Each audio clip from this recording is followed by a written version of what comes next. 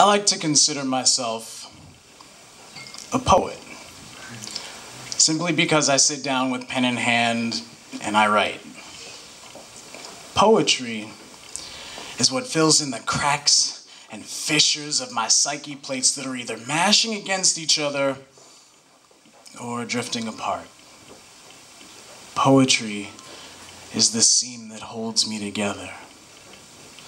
Now, I do this stuff part-time, because I only got part of my senses. The rest are spent partially putting back together the parts of our sons and daughters that are pushed to the back of the bus, kept under lock and key. Kids who have parts of their self-esteem intact, and the rest just a trail of breadcrumbs lost in the forest of adolescence. See, I like to consider myself a poet, but as for delivery, the stage is not my forum.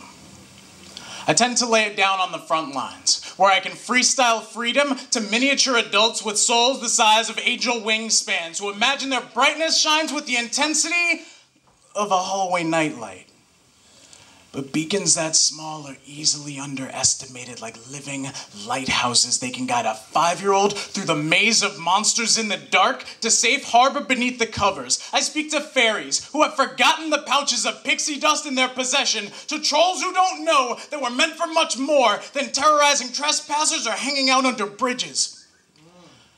And I never bend down to reach their level. I find it better to lift them up to mine with the hope that they'll like the higher altitude and eventually give gravity the finger. Because faith in falling never saved anyone's innocence, and Father Time's contracts carry no loopholes for the young. I have become more of a station agent than a preacher. I do a lot more listening than teaching. I am more receptor than reactor, more student than storyteller. I have become the Pied Piper in reverse, and my ears still burn from the stories that have licked them. Ugly ducklings caught in a perpetual hunting season.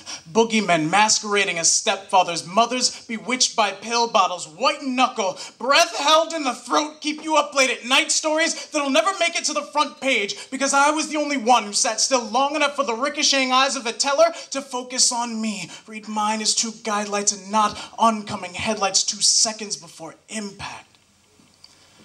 I encourage these children to craft limbering language out of lofty aspirations, to sing without shame to their I think I can mentalities, and to pledge undying allegiance to every imaginary friend who has ever had their back. I tell them, when they spit that true, they challenge the glands in their mouths to produce salvation in the form of saliva, enzymes that will break down anything that falls short of it. And as for me, I just keep listening, because their poetic voices are just like bellows for the fire. My fire. Thank you.